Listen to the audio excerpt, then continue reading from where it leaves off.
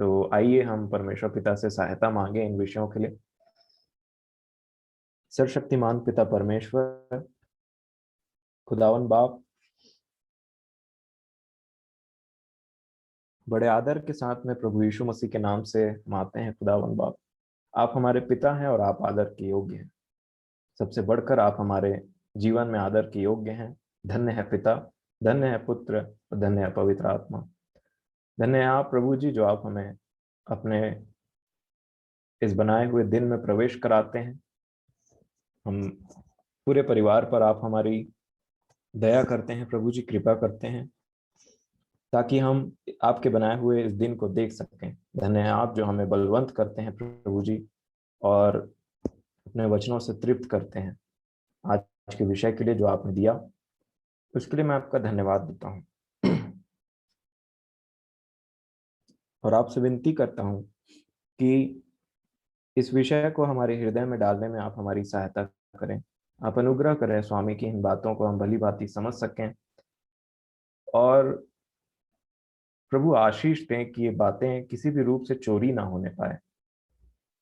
पिता, आप जो महान है और हमेशा हमारी सहायता करते हैं, आज फिर से मैं आपको पुकारता हूँ प्रभु यीशु मसीह के नाम से बड़े विश्वास से, कि आप हमारे संग और साथ हों और इन वचनों को समझने, सीखने और भूले जाने पर आशीष दें, और हम सबको समझाने में, समझने में इस बातों को हमारी सहायता करें। सारा आदर महिमा और प्रत्येक के हृदयों को, आत्मा को आपके चरणों में सौंपता हूँ। एक भी मन भटकने ना पाए प्रभु जी, ऐसा आपसे विनती करता हूँ। आप ही हैं जो जीवनों को बदलते हैं। आज का वचन हमें से बहुत के जीवनों में, मैं विश्वास से कहता हूँ कि प्रत्येक के जीवन में, सुनने वालों के जीवन में आशीष का कारण हो और मन के बदलने का कारण हो। निर्बलों को सहायता मिले और बलवानों को दृढ़ता। सारा आदर महिमा आपको देते हुए विनती प्रभु यीशु मसीह के नाम से मांगता हूँ, आमीन। जी मेरे प्रियो, बाइबल के वचनों को, जैसा कि हम पिछले दिनों बहुत बातों को हम देखते हैं, बहुत सी मीटिंग्स हैं, बहुत से वचनों को हम पढ़ते हैं, और जब ऐसा होता है कई बार, देखिए बहुत सारे वचनों को हम पढ़ के निकल जाते हैं, लेकिन जब तक हम उसको जिए ना, तब तक समझ में नहीं आता है कि यहाँ लगता कैसे। और इसीलिए बाइबल हमें, जैसे कि जब तक कि एक इंसान उस पर्टिकुलर सिचुएशन में ना पढ़ ले, उस पर्टिकुलर सिचुएशन के बारे में वो बोल सकता है कि हम समझते हैं, परंतु एक्चुअली वो नहीं समझता है। और इसीलिए जब एक व्यक्ति उस पर्टिकुलर सिचुएशन में पढ़ता है, तब उसको समझ में आता है कि प्रैक्टिकल डिफिकल्टीज क्या क्या होती हैं और कैसा लगता है, कैसा फील होता है, और तब जाकर के वो व्यक्ति उसमें से कुछ सीखता है। ऐसा ही एक विषय है जहां पे परमेश्वर पिता, जहां पवित्र शास्त्र हमें बताया जाता है कि बहुत तरीके से, अलग अलग तरीके से पवित्र शास्त्र में 365 बार लिखा है कि मत डर। अगर मैं आपको बोलूं कि डरना अच्छी बात नहीं होती, डरना मना है, या फिर वो तिमुथियुस में लिखा है कि पौलुस ने तिमुथियुस को कहा कि परमेश्वर ने हमें भय की आत्मा नहीं दी है, परंतु प्रेम, सामर्थ और संयम की आत्मा दी है। तो ये कही हुई बात तो मैंने कह दी, क्या मैंने इसको जिया? क्या आपने इसको जिया? बहुत बार एक छोटी सी सिंपल सी बात होती है कि क्या उन वचनों से व्यक्तिगत रूप से हम मिले हैं अपने जीवन में, हमने क्या उसको जिया है? परमेश्वर पिता इतने बार, इवन यीशु मसीह ने कहा मत डर, मत डर, मत डर, वो जिंदा हो जाएगी, कुछ नहीं हुआ। इवन वो जो कलीसिया थी, इस मुड़ना की कलीसिया, उनको भी बोला मत डर, मत डर, तुझे क्लेश सहना होगा, शैतान तुझे, तुम में से कई को बंदी गृह में डालने पर है। जब परमेश्वर पिता मनुष्य को बोलते हैं मत डर, इसका मतलब है वो डर रहा है। मान लीजिए मैं डर ही नहीं रहा हूं, तो परमेश्वर पिता मुझे क्यों बोलेंगे मत डर? कोई व्यक्ति है बोल रहा है, अरे मान लीजिए दाऊद है, वो गोलियत के सामने चला गया, उसके बाद में बोल रहा है, अरे फलिस्तीनी, ये खतना रहित फलिस्तीनी क्या, इसको तो परमेश्वर मारेगा, मैं इसके गर्दन को काटूंगा और आकाश की पक्षियों को इसको खिलाऊंगा। उस दाऊद को किसी ने बोला क्या मत डर? वो डर ही नहीं रहा है, तो उसको क्यों बोला जाएगा कि मत डर? परंतु परमेश्वर पिता को पता है कि शैतान डरा करके कार्य करने वाला है, और उसी लिए परमेश्वर पिता जानते हैं कि जहां मनुष्य डरता है, कहीं ना कहीं वो विश्वास को खो देता है। लेकिन मेरे को और आपको ये सीखने की जरूरत है ना भाई कि कैसे निडर बने। मैं जब प्रभु में आया तो वचन बार बार बोल रहा है मुझे कि मत डर मत डर, परंतु मैं तो डरता हूं। मैं तो सिचुएशन को आकर के देख करके डरता हूं। बहुत सारे सिचुएशन हमारे जीवन में आती है, उसमें से मैं डरता हूं। तो उतना टाइम मैं अपने आप को ये बोलूं कि वचन में लिखा है मत डर ये वो करके, वो अपने जगह में सही बात है। लेकिन अगर मैं डरता हूं तो मेरे को बड़े सिधाई से बताने की जरूरत है परमेश्वर पिता को कि प्रभु मुझे डर लग रहा है। सीधी सी बात। चेलों ने बड़े सिंपल वे में कहा मेरे प्रियो। कई बार हम क्या होता है ओवर स्पिरिचुअल बन जाते हैं। कई बार हम बहुत सारे वचन को पढ़ लेते हैं तो हमको लगता है हम भी पॉलुसी हैं एकदम से। हाँ, हम भी पतरस से कम नहीं है ऐसा करके। और जब सिचुएशन आता है तो समझ में आता है कि ऐसा तो नहीं है यार, लग रहा था कि वैसा है करके, परंतु ऐसा नहीं है। तब परमेश्वर पिता बोलते हैं, तब परमेश्वर पिता का कला उनकी आत्मा हमें ये समझ देता है। धन्य है पवित्र आत्मा जो हमें समझ देता है मेरे प्रियो कि तुम जो समझ रहे थे वैसा है नहीं। इसका मतलब तुमने उस सिचुएशन को बहुत ही लाइटली ले लिया। सोचिए जब परमेश्वर पिता के वचन में इतनी बार लिखा है कि मत डर, तो सोचिए कितना बड़ा टॉपिक होगा डर। आज बहन महिमा ने बहुत अच्छा गाना गाया, वो उसके विषय में ही है। चिंता और डर के विषय में उन्होंने गाना गाया। और यहां पे देखिए, वैसे ही मैं समझता हूं कि मेरा जो व्यक्तिगत रिलेशन रहा है वचनों से, मैं चाहता हूं कि प्रभु, ये पढ़ने में बहुत अच्छा लगता है और हो सकता है मैं अपने बुद्धि की चतुराई से कुछ बातों को बना करके अगले को सिखा भी दूं और अगला ताली भी मार दे। परंतु जब तक मैं उस वचन में दृढ़ता से खड़ा नहीं हो जाता हूं, तब तक मुझे इस वचनों को जीना है। और जब जीने की बारी आती है तो समझ में आता है भाई इतना आसान नहीं है। और तब हम झुकते हैं और प्रार्थना करते हैं। नहीं तो एक इंसान के लिए प्रार्थना करने का कोई विषय ही नहीं रहता। और यहाँ पे एक ऐसे ही टॉपिक के बारे में, एक ऐसे ही बाइबल में बहुत सारी बातें, उसमें से एक टॉपिक को मैं आज आपके विषय आपके बीच में रखना चाहता हूं।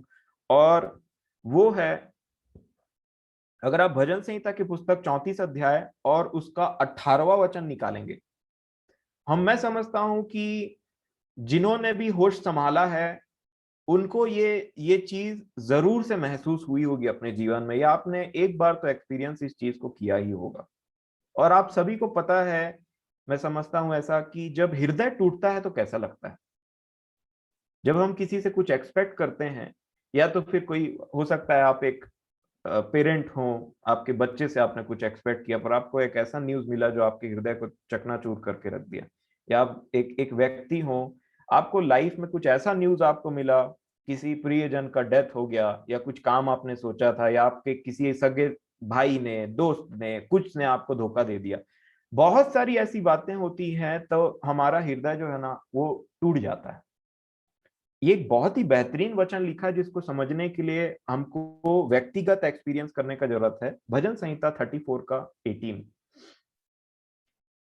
राजा दाऊद बोलते हैं, यहोवा टूटे मन वालों के समीप रहता है और पिसे हुओं का उद्धार करता है। जब राजा दाऊद ने इन वचनों को कहा मेरे प्रियो, तो राजा दाऊद आज के लोग, आज के इंसान के टाइप में नहीं कि बोलना है तो कुछ भी बोल दिया।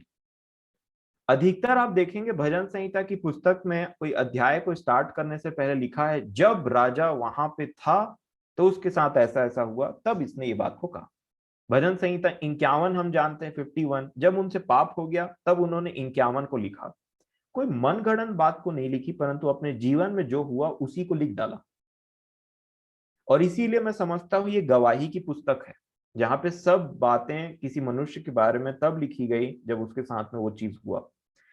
अब जब ये वचन को उन्होंने कहा, यहोवा टूटे मन वालों के समीप रहता है और पीसे हुओं का उद्धार करता है, तो जब तक उस व्यक्ति का मन नहीं टूटा, जब तक उसकी आत्मा को कुचल करके नहीं रख दिया गया, तब तक ये व्यक्ति इस चीजों को लिख नहीं सकता। आज हमारे पास में ये लिखी लिखाई बातें हैं, परंतु दाऊद के पास में लिखी लिखाई बात नहीं थी। उन्होंने अपने जीवन से प्रैक्टिकल उन चीजों को जिया और तब जाकर के उस चीज को लिखा। हम तो जिए हुए को लेकर के इधर उधर इकट्ठा करके बात को बोल देते हैं। है ना। जिए हुए चीज को हम खोजते हैं, यहाँ ये लिखा है वहां लिखा है, तब हम उन चीजों को समझते हैं, अपने जीवन से रिलेट करके बोलते हैं, पर इसने जिया।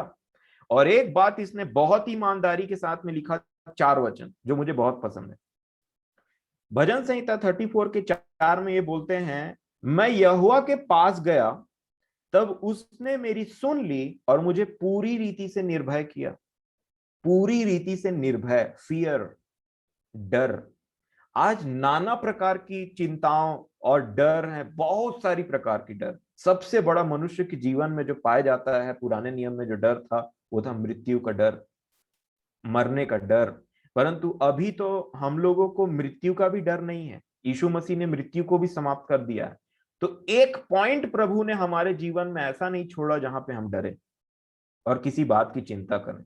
लेकिन वो डर क्या है ना, एक आचरण नहीं है, डर एक आत्मा है, और हमको इस बात को समझना बहुत जरूरी है। पौलुस ने तीमुथियुस को कहा कि परमेश्वर ने हमें भय की आत्मा, भय की आत्मा, ध्यान दीजिएगा, पुराने नियम के लोग नहीं जानते थे कि ये भय आत्मा है, परंतु नए नियम में प्रभु ने अपने लोगों को सिखाया कि आत्मा है और कुछ नहीं। और जिस तरीके से प्रभु की आत्मा जब जब अंदर आती है, तब तक भय की आत्मा गायब होने लगती है, और जैसे जैसे प्रभु की आत्मा खाली होने लगती है कि इंसान से, भय की आत्मा उसमें भरने लग जाती है। परंतु मैं आज आप सबों को एनकरेज करना चाहता हूं, क्योंकि मैं जानता हूं कि बहुत से लोग डरते हैं, और डर सिर्फ भूत प्रेत का नहीं होता है। डर डर जो है वो बहुत सारी चीजों का होता है, बहुत सारी चीजों का होता है। एक एक कदम में देखिए बहुत सारे डर के विषय होते हैं। और मेरे प्रियो, जब डर लग रहा है तो क्यों ना परमेश्वर पिता से पहले यह बोला जाए कि प्रभु मैं डरता हूं। बड़े सिंपल तरीके से चेलों ने कहा था कि हमारे अविश्वास का उपाय कर। वो देख रहे थे कि यीशु मसीह के कार्य करने का जो चमत्कार वो कर रहे थे, उनका बेसिस ही है विश्वास। और फिर भी उन सारी चीजों को देख करके वो उन्होंने क्या कहा पता है, हमारे अविश्वास का उपाय कर प्रभु। मतलब हम अविश्वासी हैं तेरे साथ में रह करके। आप वहां पे एक ऑनेस्ट, बहुत ही ईमानदार हृदय को देख पा रहे हैं कि जैसा वे थे उन्होंने वैसा ही कह दिया। उसी प्रकार मैं राजा दाऊद के जीवन में देख रहा था।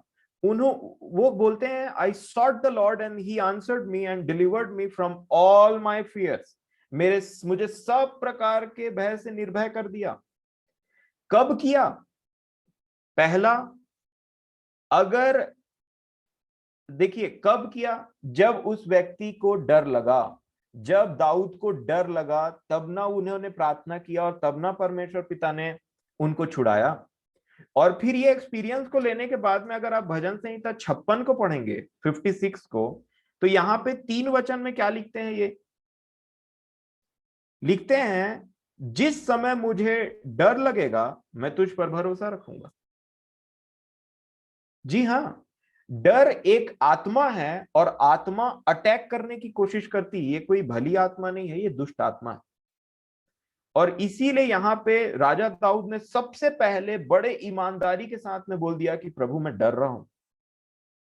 अब देखिए ये डर किस विषय में रहते हैं। अब आ जाते हैं जो विषय आपने पढ़ा होगा, पहला शमूएल 21 अध्याय, यही की बात है ये। वहां अबीमेलेक लिखा है, एक्चुअल में आशीष जो राजा है, क्या लिखा है आपकी बाइबल में? मेरे में तो हाँ ऐसा लिखा है, भजन संहिता 34 के ऊपर हेडिंग आप देखेंगे ना, तो क्या लिखा है यहाँ पे, दाऊद का भजन जब वह अबीमेलेक के सामने पागल सा बना। आपको पता है दाऊद पागल बन गए थे, और पागल बना अबीमेलेक के सामने, और अबीमेलेक ने उसे निकाल दिया और वह चला गया, लिखा है। ठीक है। और आप आ जाते हैं हम पहला शमूएल 21 अध्याय और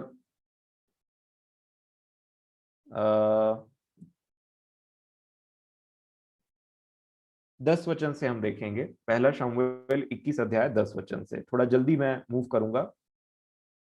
लिखा है, तब दाऊद चला और उसी दिन शाऊल के डर के मारे भागकर गत के राजा आकीश के पास गया। ठीक है।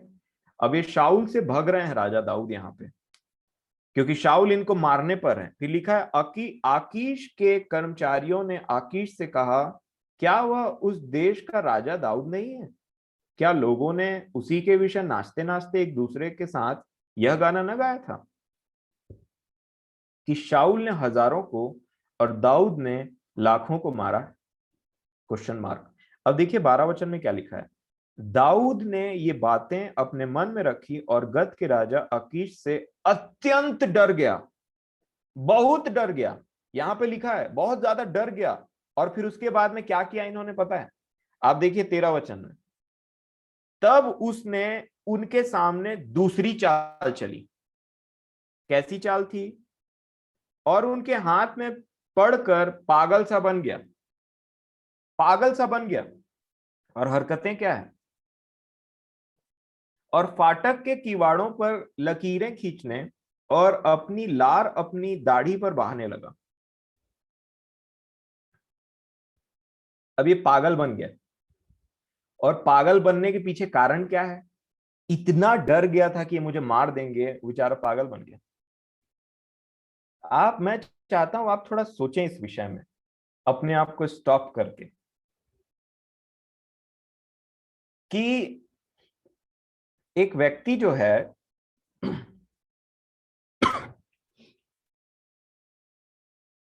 वो इतना डर गया है बेचारा कि सोचता है मैं पागल बन जाता हूं तो कोई मुझे कुछ नहीं करेगा।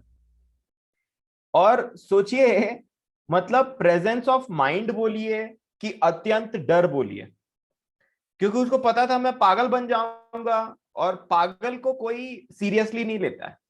तो लिखा है मुंह से लार बह रहा है दाढ़ी में, और उसके बाद में लोगों के घर के बाहर जाकर के 1 2 3 ऐसे करके लिख रहा। तो उसके बाद में लिखा है, देखिए यहां पे क्या लिखा है 14वें वचन में, तब आकीश ने अपने कर्मचारियों से कहा, देखो वह जन तो बावला है, तुम उसे मेरे पास क्यों लाए हो? क्या मेरे पास बावलों की कुछ घटी है कि तुम उसको मेरे सामने बावलापन करने के लिए लाए हो? क्या ऐसा जन मेरे भवन में आने पाएगा? बोलते तुम, ये मेरे राज्य में पागल लोगों की कमी है क्या जो एक और इकट्ठा करके तुम ले आए मेरे पास में? और उसके बाद में मैं समझता हूँ राजा दाऊद के दिमाग में इतना भय छा गया था, इतना भय छा गया था कि मैं मर जाऊंगा। और वो बहुत ही ज्यादा डिस्ट्रेस थे। सोचिए, एक व्यक्ति ने जिसने गोलियत को मारा, उसके बाद में राजा शाऊल के राज्य के लिए इतने लोगों को मारा, इतने फलिस्तीनियों को मारा, इतना बड़ा उसका नाम हुआ कि शाऊल ने हजारों को और दाऊद ने लाखों को मारा। इन सब चीजों को उसने देखा अपने जीवन में, बड़ा फ्रेम को भी देखा अपने जीवन में, और उसके बाद में ये व्यक्ति पागल सा बन रहा है। इसके दिमाग की कंडीशन में बोलता हूं ना, ये बहुत डर गया था बेचारा राजा दाऊद। और तब जाकर के मेरे प्रियो, उस आचीश के राजा जो था वो, उसने उसको भगा दिया। और यहाँ पे 22 वचन में क्या लिखा है देखिए, दाऊद वहां से चला और बचकर अदुल्लाम की गुफा में पहुंच गया। यह सुनकर उसके भाई वरन उसके पिता का समस्त घराना वहां उसके पास गया, और जितने संकट में पड़े थे। अब यहाँ पे एक बेहतरीन चीज होती है, दूसरे वचन में लिखा है, और जितने संकट में पड़े थे और जितने श्रणी थे, डेप्ट में थे, और जितने उदास थे, वे सब उसके पास इकट्ठा हुए और वह उनका प्रधान हुआ। और कोई 400 पुरुष उसके साथ हो गए। और सोचिए, मैं देख रहा था कि एक्चुअल में परमेश्वर पिता ने इसके ऊपर में ये सारी चीजें अलाउ की थी। अगर आप ध्यान से पढ़ेंगे तो लिखा है शाऊल के ऊपर में दुष्ट आत्मा आती थी। और जब जब दुष्ट आत्मा आती थी, अधिकतर वो क्या करता था, अपना भाला उठा करके दाऊद को मारता था। वो बेचारा, वो बजा रहा है, इंस्ट्रूमेंट बजा रहा है। और उसके बाद में ये राजा जो शाऊल है, वो पता नहीं उसके ऊपर में परमेश्वर पिता कैसा दुष्ट आत्मा भेजते थे कि वो जैसे ही अंदर जाता था, वो लिखा है, मैं उसके बाद पढ़ रहा था तो हरदम भाला पकड़ा हुआ है। कभी दाऊद को मार रहा है, कभी योनातन को मारता था, कभी किसी को मार रहा है। तो सोचिए, एक व्यक्ति एक राजा के घर के अंदर में बड़े आराम से वीणा बजा रहा है, और ये राजा जो है, अचानक से परमेश्वर पिता ने बोला दुष्ट आत्मा जाओ, और दुष्ट आत्मा आती है और ये भाला उठा करके अगले को मार रहा है। खिसक गया था शाऊल। और इसीलिए मैं ये समझता हूं कि परमेश्वर पिता ने अलाउ किया कि कि दाऊद को राजा बनाने से पहले उसको तोड़ना बहुत जरूरी है।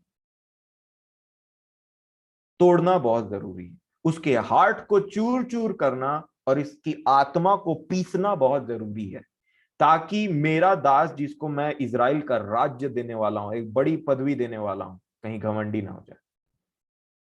जी हाँ मेरे प्रियो, और मसीही जीवन में जब तक हम अंदर से टूटते नहीं हैं, हमारे जीवन में ऐसी विपत्तियां नहीं आती जो हमारे हृदय को ना फोड़ देती है, मैं बोलना चाहूंगा पूरा चकनाचूर कर देती है हमको अंदर से। और एक ऐसा समय एक मसीही के जीवन में जरूर आता है जब वो परमेश्वर पिता के मसीही जीवन को जीना चाहता है कि इस दुनिया का कोई भी व्यक्ति उसको समझ नहीं पाएगा उसके जीवन में क्या चल रहा है। जी हाँ, आप कितने अच्छे दोस्त बना लीजिए, आप कितने अच्छे मतलब आपके फैमिली में कई बार ऐसा होता है हमारे जीवन में जो चीज चल रही होती है वो किसी को नहीं पता चलता और कोई समझ भी नहीं सकता है उस चीज को। और मेरे प्रियो, यही वो समय होता है जब परमेश्वर पिता हमको बनाना चाहते हैं। और जब तक हम अंदर से नहीं टूटते, वो हमको तोड़ता है, हम इतने भयभीत, कभी डर जाना। अब देखिए राजा दाऊद, ये दाऊद को, ये अभी राजा नहीं बने हुए हैं, परंतु बेचारे इतना डर गया, वो इतना डर गया कि पागल सा बन गया, लिखा है। और तब जब हम ऐसी दशा में रहते हैं ना मेरे प्रियो, तब परमेश्वर पिता हमारे पास में उन लोगों को भेजते हैं जिनको भी जरूरत है हीलिंग की, जिनका हार्ट टूटा हुआ है। और ये मुझे बेहतरीन चीज लगता है कि जब दाऊद के जीवन में ये सब चीज चल रहा था ना, तो 400 मनुष्य जिनके जीवन में भी कुछ ऐसा ही हो रहा था वो उनके पास में आए, जो उधार से दबे हुए थे, जो उदास थे बहुत ज्यादा। उसके बाद में लिखा है कि संकट में पड़े थे, सब दाऊद के पास आते हैं और बोलते हैं हमारा भी हालत कुछ ऐसा ही है। जी हाँ, और तब ये व्यक्ति क्या लिखता है, यहोवा टूटे हुए मन के लोगों के पास में समीप में रहता है, वो उनको तुच्छ नहीं जानता। और ये जीवन में उन्होंने महसूस किया। मेरे प्रियो, मैं आज आपसे एक बात कहना चाहता हूं कि अगर आप प्रभु में सचमुच में बढ़ रहे हैं तो ये निशानी आपके और मेरे जीवन में हमेशा पाई जाएगी। परमेश्वर पिता ऐसे सिचुएशन, ऐसे एनवायरनमेंट को हमारे जीवन में क्रिएट करते हैं, इवन वो दुष्ट आत्माओं को भी अलाउ करते हैं हमारे जीवन में। आपको बता रहा हूं, लिखा है दाऊद को के जीवन में ये सब काम करने के लिए परमेश्वर पिता ने शाऊल के अंदर में दुष्ट आत्मा को भेजा। और जैसे ही शाऊल के अंदर में दुष्ट आत्मा को भेजा, बेचारा दाऊद झेल रहा था उस चीज को। और ये सब क्यों हो रहा था कि परमेश्वर पिता जिससे प्रेम करते हैं उसको दीन बनाना चाहते हैं। नाना प्रकार की परीक्षाओं में याकूब बोलते हैं जब तुम नाना प्रकार की परीक्षाओं में पढ़ो तो इसे पूरे आनंद की बात समझ लेना, क्योंकि अंत में तुम, मतलब इसका मतलब हो रहा है कि मेरे और आपके जीवन में कुछ कार्य हो रहा है। मैंने आपको पिछले दिनों में भी कहा था मेरे प्रियो कि जब तक परमेश्वर पिता अपना कार्य हम में न कर ले, हमको तोड़ ना दे, मरोड़ ना दे, कूच ना डाले ताकि वो फिर से हमको बनाए, तब तक हमारे जीवन में ऐसी गतिविधियां चलती रहती है जैसे राजा दाऊद के जीवन में चल रहा था। और उन सारे चीजों के समय में सिर्फ हमको ये करना है कि अपने संपूर्ण मन से अपने परमेश्वर पर विश्वास करना है और चुपचाप रहना है। ये बहुत मुश्किल चीज है, लेकिन मैं आपको आज प्रभु की आत्मा में होकर के ये बात स्पष्टता से बोलना चाहता हूं कि जब तक परमेश्वर पिता मुझे और आपको तोड़ ना ले और तोड़ता ना रहे और फिर से हमको ना बना ले, हम दीनता को कभी नहीं समझेंगे, हम नम्रता को कभी नहीं समझ सकते। और इसीलिए अगर आप भजन संहिता की पुस्तक 34 अध्याय में देखेंगे तो ये व्यक्ति यहाँ पे क्या लिखते हैं, 6वें वचन में, 6वें वचन में क्या लिखा है, थोड़ा पढ़ेंगे।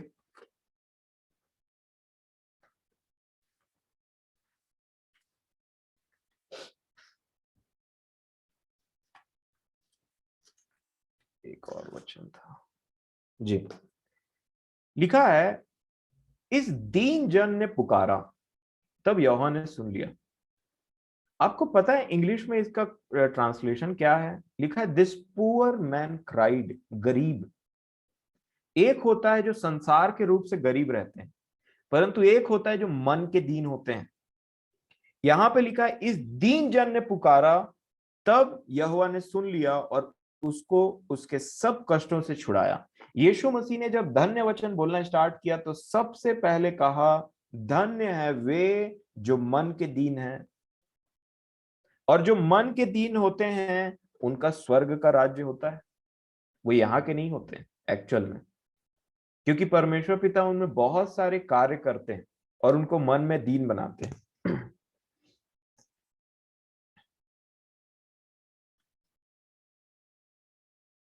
अब मैं आपसे निवेदन करूंगा कि हाँ, एक और बात मैं इसमें बोलना चाहूंगा, यही 34 वचन में की बात है।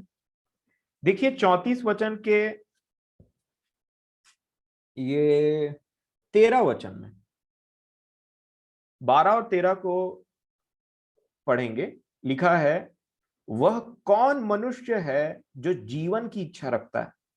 बहुत ही बेहतरीन वचन है, ध्यान रखें। जो वो कौन मनुष्य है जो जीवन की इच्छा रखता है और दीर्घायु चाहता है ताकि भलाई देखे। अच्छे दिन, अच्छे दिन, सेम वचन को पतरस ने कोट किया है एक्चुअल में पतरस ने भी कहा है, जो मनुष्य अच्छे दिन देखना चाहता है। आपने अच्छे दिन का प्रॉमिस बहुत सुना होगा, पर अच्छे दिन आए नहीं।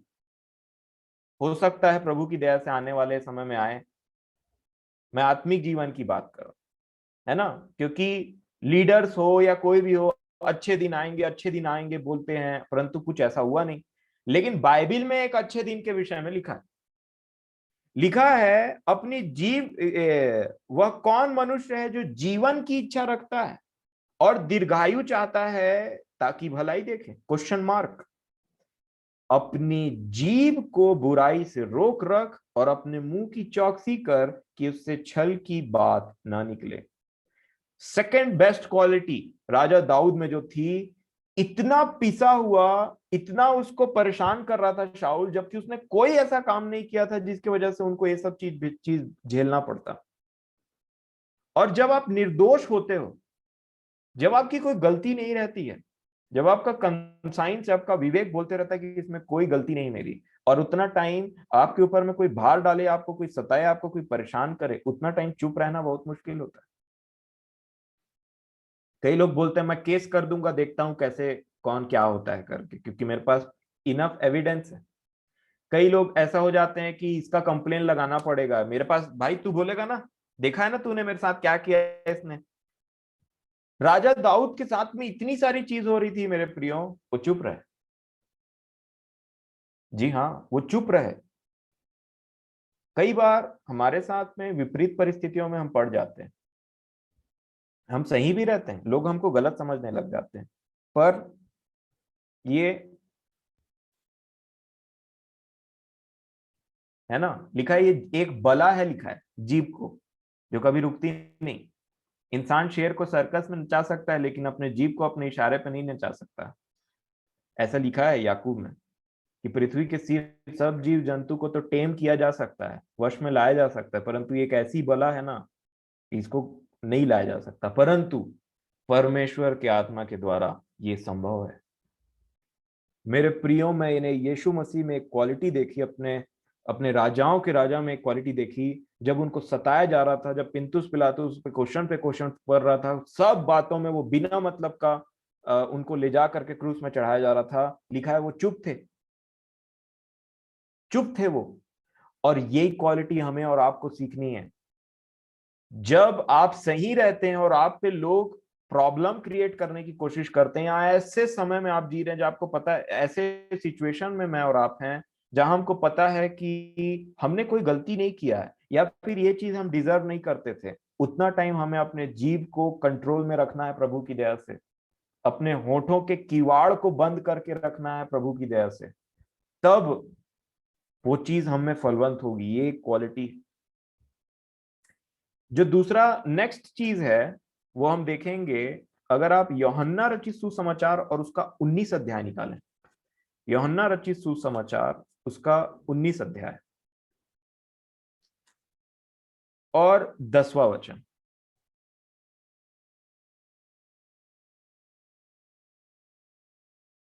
यूहन्ना रचित सुसमाचार उसका 19 अध्याय और 10वां और 11वां वचन हम पढ़ेंगे। लिखा है, इस पर पिलातुस ने उससे कहा, मुझसे क्यों नहीं बोलता? यीशु मसीह से बात कर रहा है, मुझसे क्यों नहीं बोलता?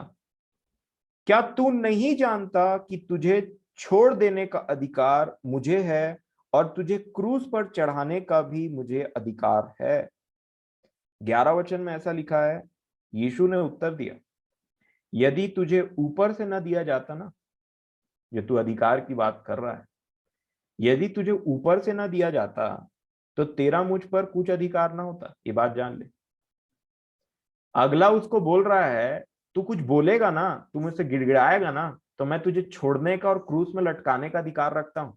यीशु मसीह ने पलट करके क्या कहा, तुझे ना मेरे पिता ने दिया है। जो तू जिस अधिकार की बात कर रहा है ना, वो मेरे पिता ही ने तुझे दिया है, नहीं तो ऐसे लोमड़ी लोगों का तो कोई हैसियत नहीं जो पर प्रभु यीशु मसीह को सामने ऐसा बोले। जी हाँ, मैं आपको सच बोलता हूं, परंतु जो पिता ने हमारे लिए ठहराया है मेरे प्रियो, अगर पिता चाहता है कि हम जंगल के मार्ग से जाएं, अगर पिता चाहता है कि हम टूटें, हमारा हृदय फट जाए, अगर पिता चाहता है कि हम और नम्र और दीन बने, तो ऐसे सिचुएशन को वो अलाउ करता है, इवन दुष्ट आत्माओं को भी अलाउ करता है हमारे जीवन में। और उसके बाद में ऐसा होता है कि ऐसी परिस्थितियां हमारे चारों तरफ क्रिएट होती है ना, जिसमें पिता तो चाहते हैं कि मेरा बच्चा टूटे, और जैसे ये टूटेगा, जैसे ये पिसाएगा, जैसे ये नम्र और दीन बनेगा ना, तब मैं बोलूंगा धन्य है ये मेरा बेटा, क्योंकि स्वर्ग का राज्य इसका है। पिता एक्चुअल में हमको स्वर्ग का राज्य देना चाहता है, परंतु उससे पहले दीनता आती है, और दीनता से पहले हमारे हृदय को, हमारे जीवन को पीसा जाता है इस पृथ्वी में, तब हम नम्र और दीन बनते हैं मेरे प्रियो। ये पिता का प्रोसेस है, और ये बहुत पुराना प्रोसेस है। वह तुझे जंगल के मार्ग से इसलिए लेकर के आया ताकि तुझे नम्र और दीन बनाए, तुझे भूखा रहने दिया। जी हाँ, तुझे भूखा रहने दिया, तुझे प्यासा रहने दिया, क्योंकि पिता संसारिक आशीष देने से ज्यादा आत्मिक आशीष देने में बिलीव करता है। पिता इस मांस और लहू के जीवन से ज्यादा हमारे लिए एक ऐसा जगह बना करके रखा है जिसको नहीं चाहता कि मेरा बेटा या मेरी बेटी उससे चूक जाए, चाहे इस पृथ्वी पर उसको कितनों दुख उठाने पड़े। जिस दिन यहाँ पे इसका सांस रुके ना, उस दिन मेरे सामने में ये उपस्थित हो, पिता की ऐसी इच्छा है मेरे प्रियो। परंतु जैस क्या होता है, हम पिता की इच्छा को शैतान हमारे जीवन से कैसे खराब करता है, उसको आज हम देखेंगे। जैसे पिता ने कुछ हमारे लिए रखा और वो चाहता है कि नम्र और दीन बने, उतना टाइम में बहुत जोर से दहाड़ते हैं, हमने क्या किया है, मेरे साथ क्यों ऐसा, मैं ही क्यों, मार डाल मुझे, ये कर वो कर। मेरे प्रियो, आज मैं आपको एनकरेज करना चाहता हूं, ये बहुत ही बेहतरीन आशीषों में से एक है, मैं समझता हूं टॉप की आशीष है। अगर पिता किसी को तोड़े, मतलब हमारे और आपके जीवन में कार्य चल रहा है मेरे प्रियो। अगर आप कॉलेज में हैं, अगर आप अपने वर्क प्लेस में हैं, अगर आप, वो आपका पड़ोसी हो सकता है, वो घर में सास बहू, न जाने कैसी कैसी बातों से पिता इस्तेमाल करते हैं उन लोगों को कि वो हमको तोड़ें। वो कोई बहुत अच्छा आपका मित्र हो सकता है जिसने अचानक से आपको धोखा दे दिया, है ना। जैसा कि बात चल रही थी पद के लिए, आजकल लोग एक दूसरे के सिर को सीढ़ी बना करके आगे ऊपर चढ़ना चाहते हैं। लेकिन कहीं ना कहीं ऐसे जमाने में जब हम इन चीजों को सीख जाते हैं, तो हम भी बड़े चतुर बन जाते हैं। हम भी बड़े चतुर बन जाते हैं और हम बोलते हैं, अरे मेरे को पता है इससे कैसे निपटना है, तू छोड़ अभी।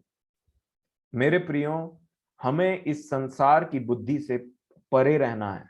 और भले ही आपके परिवार वाले आपको बोले कि अरे कितना, अरे क्या बेवकूफी है ये, उसको ऐसा बोलना था ना, तेरे को उसको ये करना था ना। याद रखें मेरे प्रियो, पिता ने कुछ ठहराया है हमें तोड़ने के लिए, और इसे सिर्फ एक आत्मिक व्यक्ति समझ सकता है जिसका रिलेशन परमेश्वर पिता से बहुत स्ट्रांग है। मैं आपको एक बेहतरीन एग्जांपल देता हूं, और आपसे निवेदन करूंगा आप इसको नोट कर लें, और जब भी आपके जीवन में आप खराब फील करते हैं, या ऐसा लगता है प्रभु अब मुझे इस चीज पर उस चीज से निकालें, बहुत हो गया, मेरे प्रियो, तब इन वचनों को, दाऊद के इन बातों को आप पकड़ें और टूटें, और टूटने दें अपने आप को।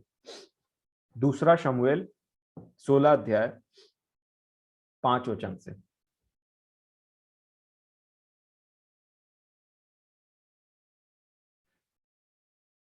दूसरा शमूएल 16 अध्याय 5 वचन से मेरी सहायता करेंगे पढ़ने के लिए। दूसरा शामिल 16 का 5। जब दाऊद राजा बहरीम तक पहुंचा, तब शाऊल का एक कुटुंबी वहां से निकला।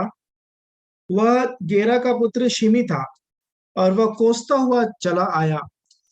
वह दाऊद पर और दाऊद राजा के सब कर्मचारियों पर पत्थर फेंकने लगा, और शूरवीरों समेत सब लोग उसकी दाहिनी बाईं दोनों ओर थे। जी, मैं आप सभी से निवेदन करूंगा मेरे प्रियो, आप अपनी बाइबिल को खोल लें और एक एक सेंटेंस में महसूस करें कि आप राजा दाऊद के जस्ट बगल में हैं, और इसको फील करें कि कैसा लगा होगा। यीशु मसीह के मुंह में थूका गया, उनको थप्पड़ मारे गए, है ना, परंतु राजा दाऊद का जो ये कैरेक्टर है ना, इसने मुझे बहुत कुछ सिखाया प्रभु की दया से। और मैं फिर से निवेदन करूंगा चाचा से कि 5वें वचन से लेकर के बड़े आराम से हम सब उन चीजों को लेकर के चलें और देखें कि कैसा लगा होगा वहां पे, क्या क्या बना होगा माहौल। जी चाचा, एक बार फिर से पढ़ देंगे क्या 5 से? जब दाऊद राजा बहरीम तक पहुंचा, तब शाऊल का एक कुटुंबी वहां से निकला। वह गेरा का पुत्र शिमी था, और वह कोसता हुआ चला आया। वह दाऊद पर और दाऊद राजा के सब कर्मचारियों पर पत्थर फेंकने लगा, और शूरवीरों समेत सब लोग उसकी दाहिनी बाईं दोनों ओर थे। शिमी कोसता हुआ यों बकता गया, दूर हो खूनी, दूर हो ओछे, निकल जा, निकल जा। यहोवा ने तुझसे शाऊल के घराने के खून का पूरा बदला लिया है, जिसके स्थान पर तू राजा बना है। यहोवा ने राज्य को तेरे पुत्र अबशालोम के हाथ में कर दिया है, और इसलिए कि तू खूनी है, तू अपनी बुराई में आप फंस गया। आगे भी बढ़ो। जी। तब सरूया के पुत्र अभिषय ने राजा से कहा, यह मरा हुआ कुत्ता मेरे प्रभु राजा को क्यों शाप देने पाए? मुझे उधर जाकर उसका सिर काटने दे। राजा ने कहा, सरूया के बेटों, मुझे तुमसे क्या काम? वह जो कोसता है, और यहोवा ने जो उससे कहा है कि दाऊद को शाप दे, तो उसे कौन पूछ सकता है कि तूने ऐसा क्यों किया? फिर दाऊद ने अभिषेक और अपने सब कर्मचारियों से कहा, जब मेरा निज पुत्र भी मेरे प्राण का खोजी है, तो यह बिन्यामीनी अब ऐसा क्यों ना करे? उसको रहने दो और शाप देने दो, क्योंकि यहोवा ने उससे कहा है। कदाचित यहोवा इस उपद्रव पर जो मुझ पर हो रहा है दृष्टि करके आज के शाप के बदले मुझे भला बदला दे। अब दाऊद अपने जनों समेत अपने मार्ग पर चला गया, और शिमी उसके सामने के पहाड़ के किनारे से शाप देता और उस पर पत्थर और धूल फेंकता हुआ चला गया। राजा अपने संग के सब लोगों समेत अपने ठिकाने पर थका हुआ पहुंचा और वहां विश्राम किया। जी धन्यवाद। जब मैं इन वचनों को पढ़ रहा था, तो मैं दाऊद के जगह में खड़ा होकर के अपने आप को देखा। हुआ क्या कि राजा दाऊद का खुद का बेटा उसको धोखे से उसके राज्य को हड़प लिया। और जब राजा दाऊद, आपको पता है ये बेचारा रो रहा था, एक्चुअल में बहुत दुखी थे ये। और राजा दाऊद का जीवन इतना आसान नहीं रहा। आप देख सकते हैं 30 वचन इसी का 15 का, दूसरा शामुएल 15 का 30 में क्या लिखा है, थोड़ा पढ़ेंगे तो। जब दाऊद जैतून के पहाड़ की चढ़ाई पर सिर ढांके नंगे पांव रोता हुआ चढ़ने लगा, और जितने लोग उसके संग थे वे भी सिर ढांके रोते हुए चढ़ गए। जी हाँ मेरे प्रियो, जब राजा दाऊद के राज्य को मैं बोलता हूं कि एक कॉन्स्पिरेसी के थ्रू में जीता गया, है ना। इनको ये बेचारे ना क्या हुआ था पता है, बहुत बड़ी ये बात है, आप पढ़ेंगे तो उसको पता चलेगा। अम्मोन, अबशालोम और तमार। अबशालोम ने अम्मोन को मार दिया क्योंकि उसने अपनी बहन को भ्रष्ट किया था, उसकी बहन को भ्रष्ट किया था। अब आप अबशालोम को 2 साल तक राजा दाऊद ने हटाया, परंतु जैसे ही अबशालोम आया ना, राजा दाऊद पिछली बातों को भूल करके उसको गले लगाया और एक्सेप्ट कर लिया। परंतु अबशालोम ने ना एक षड्यंत्र रचा कि मैं अपने पिता दाऊद का दाऊद की राजगद्दी को हड़पूंगा करके, और उसको ना धोखे से ना हड़प भी लिया और राजा दाऊद को आनंद फानंद में वहां से भागना पड़ा। अब देखिए इतनी बड़ी मुसीबत है, और इनके साथ में ना बड़े बड़े योद्धा थे, एक ही बार में मारते थे अगले को। बहुत बड़े बड़े योद्धा थे, शूरवीर थे ये, जी हाँ। और ऐसे लोगों के साथ में राजा दाऊद जब चल रहा है ना, तो शाऊल के घराने का मतलब बिन्यामीन के गोत्र का शिमी नाम का एक व्यक्ति मिलता है, और पता नहीं उसके अंदर में हिम्मत कहां से आ गया, मैं तो आज तक नहीं समझा। ये पूरे राज्य के साथ में चला जा रहा है राजा दाऊद, और वो शिमी जाकर के बोलता है, हे खूनी, हे ओछे, मारा ना मेरे मेरे राजा शाऊल को, इसी का बदला है, अब शालोम तेरे राजगद्दी पर है। आप देख सकते हैं कि कैसे नेगेटिविटी क्रिएट हो रही है राजा दाऊद के सराउंडिंग में। रो रहा था बेचारा, खाने के लिए कुछ नहीं है। आप पढ़िएगा यहाँ पे, इनको राजा जो राजा बोलने से एक टाइम में जो राजगद्दी को संभाला, उसके बाद आज के डेट में खाने के लिए नहीं है। लोग खाने के लिए ला रहे हैं, ले खा ले तू भूखा होगा, ऐसे करके उसके लोगों को भी खिला रहे हैं। ऐसी दशा में आप सोचिए आपका दिमाग कैसे करता। और एक व्यक्ति आता है, बोलता है, हे ओछे, हे खूनी, तू मारा ना राजा शाऊल को, इसीलिए तेरे ऊपर ये हो रहा है, अब तेरा राज्य गया। इसको सुन के जो राजा दाऊद के साथ में जो उनका साथी था ना, बोलता है, ये मरा हुआ कुत्ता, ये इसको तो एक बार तो बोल, तो मेरे को इसका गर्दन को काट करके मैं भी फेंक दूंगा। ऐसा बोल रहा था कि क्या है कि ये मरा हुआ कुत्ता। और सोचिए पूरे मतलब बॉडीगार्ड, आप सोच सकते हैं, समझिए एक व्यक्ति चल रहा है ऐसे करके, और 400-500 बॉडीगार्ड है उसके साथ में, और शूरवीर हैं सबके सब, WWE के रेसलर हैं समझ लीजिए, सब चल रहे हैं एकदम 6-6 फीट 5 फीट 6-6 फीट 6.5 फीट के लोग, और उसके बीच में एक आता है और बोलता है कि ये करके दोष लगाता है, श्राप देता है। दाऊद क्या बोलते हैं वैसे समय में भी, दाऊद क्या बोलते हैं मेरे प्रियो, इस व्यक्ति की नम्रता और दीनता को देखिए, राजा बनने के बाद बोलते हैं कि ये जो व्यक्ति है ना, प्रभु ने इसको ठहराया है, परमेश्वर पिता ने इसको ठहराया ताकि ये मुझे श्राप दे। और वैसे विपरीत परिस्थिति में ये क्या करता है पता है, अब ये बेचारे जा रहे हैं, थके हैं, ठीक है, चल नहीं पा रहे हैं, ये क्या कर रहा है, धूल फेंक रहा है बगल से, पत्थर मार रहा है उसको। ये चल रहे हैं और उनके पैरेलल में ये भी चल रहा है, और कभी पत्थर मारता है, कभी धूल फेंकता है। धूल को सहा, पत्थर को मार रहा है, उसको सहा, और चाहता तो एक बार में गर्दन कटवा देता उसका, एक बार नहीं लगता। आप सोच लीजिए ना कैसा माहौल रहा होगा। और उस बीच में क्या बोलते हैं पता है, यहाँ पे 12वां वचन को ध्यान से पढ़ेंगे, अब 2 शमूएल 16 का 12, कदाचित यहोवा इस उपद्रव पर जो मुझ पर हो रहा है दृष्टि करके आज के शाप के बदले मुझे भला बदला दे। ये व्यक्ति की आंखें अपने परमेश्वर पिता पर लगी हुई थी मेरे प्रियो, और इसने, वो जो व्यक्ति जो उसको धूल फेंक रहा है, उसको पत्थर मार रहा है, उसको कुछ ध्यान नहीं देकर के परमेश्वर पिता क्या बोलते हैं कि परमेश्वर मेरा न्याय चुका है इस विषय में। और एक भी गलत बात अपने जबान से नहीं निकाली, एक भी गलत आज्ञा कि इसको मारो खत्म करो, ऐसी कोई बात राजा दाऊद ने अपने मुंह से नहीं निकाली थी मेरे प्रिय। और ये इस जगह में कैसे पहुंचे, जब इन्होंने अपने परमेश्वर को अलाउ किया कि प्रभु मेरा राज्य आपने दिया था ना, अब वो छीन गया है। वो रोते रोते खाली पैर पहाड़ पे चढ़ रहा था, रोते रोते एक राजा, और उसके सब दो उसके साथी लोग रो रहे थे।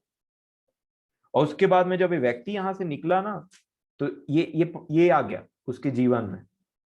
और उसके बाद में जब राजा दाऊद की ये बातों को मैंने सुना ना, तब से मैंने डिसाइड किया कि हे मेरे खुदावन बाप, चाहे ये दुनिया मुझे मूर्ख क्यों ना समझे, क्योंकि जब राजा दाऊद के ऊपर में कोई पत्थर मारा, कोई धूल फेंक रहा है ना, तो हो सकता है उनके क्लैन वालों में से एक ने समझा होगा ये कैसा राजा है, ये सच में बावला तो नहीं हो गया है, इसको मरवा देना चाहिए, काहे धूल को सह रहा है बिना मतलब का, काहे पत्थर को सह रहा है। परंतु उसने अपने जीभ से एक बात नहीं कही, कहा ये परमेश्वर पिता ने ही अलाउ किया है, मारने दो उसे पत्थर, फेंकने दो उसे धूल, आप जिस परिस्थिति में हैं, लोगों को आपको दबाने दीजिए, नाना प्रकार की परेशानी में आप दबाने दीजिए। आपका पड़ोसी कुछ कर रहा है, उसको अलाउ करिए, मर जाइए मेरे प्रियो।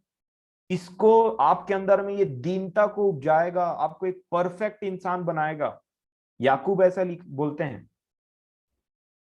और मेरे प्रियो, जब राजा दाऊद ने इस चीज को अलाउ किया, आपको मैं बताना चाहता हूं एक नम्र और दीन व्यक्ति की प्रार्थना में कितना ताकत होता है। अब देखिए, जब ये अबशालोम करके इसका जो बेटा था, जो इसके अगेंस्ट में कॉन्स्पिरेसी करके इसके राज्य को हड़प लिया, उसकी सहायता ना एक व्यक्ति ने की थी। उसका नाम यहाँ पे लिखा हुआ है, अगर आप दूसरा शमूएल 15:31 में पढ़ेंगे तो ये एक्चुअल में पहले राजा दाऊद का मंत्री था, परंतु उसके बेटे के साथ में मिलकर राज्य को हड़पना चाहा। ठीक है, दूसरा शमूएल 15 अध्याय के 31 वचन में ऐसा लिखा है, तब दाऊद को यह समाचार मिला, अबशालोम के संगी राजद्रोहियों के साथ अहीतोपेल है ना। अहीतोपेल है। तो अहीतोपेल कौन था? जिसने राजा दाऊद के राज्य को खत्म करने के लिए उसके बेटे के साथ में षड्यंत्र रचा, राजद्रोही करेंगे हम करके। तो देखिए क्या यहाँ पे क्या प्रार्थना की इस व्यक्ति ने।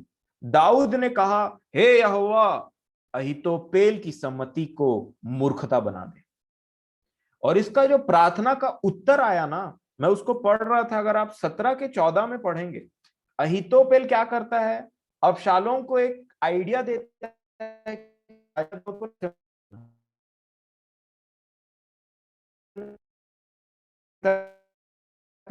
कि जब मूर्खता में मेरी आवाज आ रही है क्या? जी धन्यवाद। तो पर राजा दाऊद ने प्रार्थना किया कि प्रभु, इसकी ना काउंसलिंग जो ये देगा ना अबशालोम को, उसको मूर्खता में आप बदल दीजिएगा। मैं बस यही विनती करता हूं। और जब इसने ऐसा विनती करा ना, आप 17 के 14 में देखिए क्या लिखा है। अब इसने एक सम्मति दी अबशालोम को, जो कि क्रॉस हो गई। अबशालोम ने दूसरे को भी बुलाया, बोला इससे भी पूछ लेते हैं। तो दूसरे ने जो सम्मति दी ना, वो दाऊद के साथ वाला था एक्चुअल में, और उसकी सम्मति इनको ज्यादा अच्छा लगा। क्यों ऐसा हुआ? क्योंकि 14 वचन में इसका लिखा आंसर, तब अबशालोम और सब इजरायली पुरुषों ने कहा, एरेकी हुशै, इसी का नाम था ये जिसने अच्छी सम्मति दी थी, एरेकी हुशै की सम्मति अहीतोपेल की सम्मति से उत्तम है। यहोवा ने तो अहीतोपेल की अच्छी सम्मति को निष्फल करने की ठान ली थी। क्यों? क्योंकि दाऊद ने ऐसा प्रार्थना किया था। तो यहोवा ने ठान लिया कि मेरे दास ने मेरी जो योजना है उसके अगेंस्ट में नहीं जाना चाहना, और अलाउ किया अपने आप को इन सारी बातों को समझने के लिए। अब मैं इसकी प्रार्थना को ना सुनूं, ऐसा नहीं हो सकता।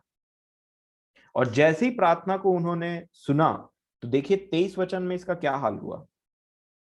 यही अहीतोपेल जिसने राजा दाऊद को, उसके राज्य को खत्म किया था, जब अहीतोपेल ने देखा कि मेरी सम्मति के अनुसार काम नहीं हुआ, तो इसको बहुत भयानक शर्म आया और बहुत ही इसको खराब लगा। तो क्या किया ये व्यक्ति, तब उसने अपने गधे पर काठी कसी और अपने नगर में जाकर अपने घर में गया, और अपने घराने के विषय जो जो आज्ञा देनी थी वह देकर अपने को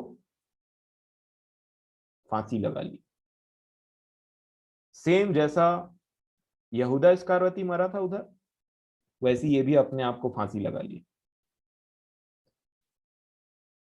ये एक नम्र और दीन व्यक्ति की प्रार्थना का उत्तर है। मैं आपको इस बात के लिए एनकरेज करना चाहता हूं मेरे प्रियो, यीशु मसीह की वो बात याद रखिएगा जब उन्होंने पिलातुस पिलातुस से एक बात कही, यदि तुझे ऊपर से ये अथॉरिटी नहीं दी जाती ना पिलातुस, तो कदापि तेरा मुझ में कुछ नहीं था। याद रख ले। इसका मतलब जो परमेश्वर हमारे जीवन में अलाउ करते हैं ना मेरे प्रियो, लिखा है एक गौरैया उसकी मर्जी के बिना नीचे नहीं गिरती। आपके जीवन में आप कोई भी कठिनाई और समस्या से आप क्यों ना गुजर रहे हो ना, आपको फैमिली मैटर है, कुछ रिलेशन है, कुछ बीमारी है, या कुछ भी हो, बस अपने कंसाइंस को अपने परमेश्वर पिता के सामने में स्ट्रांग रखें कि प्रभु अपने आप में कोई दोष ना पाए हम। कि हमारी गलती की वजह से हमको कुछ भोगना पड़ रहा है। और प्रभु से प्रार्थना करें मेरे प्रियो, और देखिए कि इन ऐसी विपरीत परिस्थितियों में परमेश्वर पिता आपको कैसे नम्र और दीन व्यक्ति बनाते हैं, ताकि आपको स्वर्ग का राज्य सौंप सके। और ये तभी पॉसिबल होगा जब हम अलाउ करेंगे अपने खुदावन बाप को कि प्रभु आप ऐसी परिस्थिति जो क्रिएट करने अलाउ करने देते हैं ना। अब देखिए, उत्पत्ति से पहले की पुस्तक है अय्यूब, और अय्यूब में हमको एक बात सिखाया गया है कि कैसे परमेश्वर पिता शैतान को अलाउ करते हैं अपने जन के ऊपर में जा करके कुछ काम करने के लिए। और अंत में क्या हुआ, अय्यूब एक स्ट्रांग व्यक्ति बन करके निकले, मच मोर स्ट्रॉन्गर, पहले से ज्यादा स्ट्रांग व्यक्ति। और जब तक हमारे जीवन में ऐसी प्रॉब्लम नहीं आती ना, हम परमेश्वर के राज्य के लिए तैयार नहीं होते। ये तो दाऊद के विषय में मैंने आपको बताया है। हमारे लिए तो यीशु मसीह का एक मॉडल दिया गया है मेरे प्रियो, कि जैसे उसने क्रूस की मृत्यु सही है ना, वैसी चुपचाप हमको भी क्रूस की मृत्यु को सहना है, और क्रूस उठा करके तो डेली चलना है। और क्रूस उठा करके जब हम चलेंगे ना, तो ऐसे ही लोग धूल फेंकेंगे, कोई धूल फेंकेगा आपके ऊपर में, कोई आपके ऊपर में पत्थर मारेगा, कोई कुछ करेगा, कोई कुछ करेगा। परंतु आपको एक वचन यहाँ पे जो लिखा है बाइबल, उस चीज को याद रखना है। पहला दूसरा शमूएल 6:12 में, कदाचित यहोवा इस उपद्रव पर जो ये व्यक्ति कर रहा है ना, इस उपद्रव पर जो ये मुझे बुरा कर रहा है, इसके बदले में यहोवा मुझे भला दे। और ये बात हमको समझने की आज आवश्यकता है। और यही बात मैं आपसे रिक्वेस्ट करूंगा कि आप इन वचनों को ध्यान से पढ़ें और ध्यान से समझें, इस पे मनन करें कि हमारे जीवन में आज परमेश्वर पिता किस चीज को अलाउ कर रहे हैं। क्या वो आपका हस्बैंड हो सकता है, वो आपकी वाइफ हो सकती है, वो आपके कुछ रिलेशन हो सकते हैं घर में जो कंटिन्यूअसली दबाव में आप जीते हैं, वो आपके वर्किंग प्लेस में जहां आप काम करने जाते हैं वहां पे कुछ लोग हो सकते हैं, वो ट्रैफिक में कोई व्यक्ति, वो पड़ोस का कोई व्यक्ति, वो घर के अंदर का कोई व्यक्ति। परमेश्वर पिता हमको तोड़ना चाहते हैं मेरे प्रियो। वो दीन और नम्र और दीन बनाना चाहते हैं कि हमारे मुंह से ना कुछ ना निकले, हम मर जाएं टोटल, हमारा चेहरा एकदम मिट्टी में रहे हमेशा के लिए। और जब हम ऐसी नम्रता और दीनता को प्राप्त करते हैं ना, तो परमेश्वर पिता हमें बोल्ड बनाते हैं। जी हाँ, शेर के समान बोल्ड बनाते हैं। और इसीलिए शेर बनने से पहले मेमना बनना बहुत जरूरी।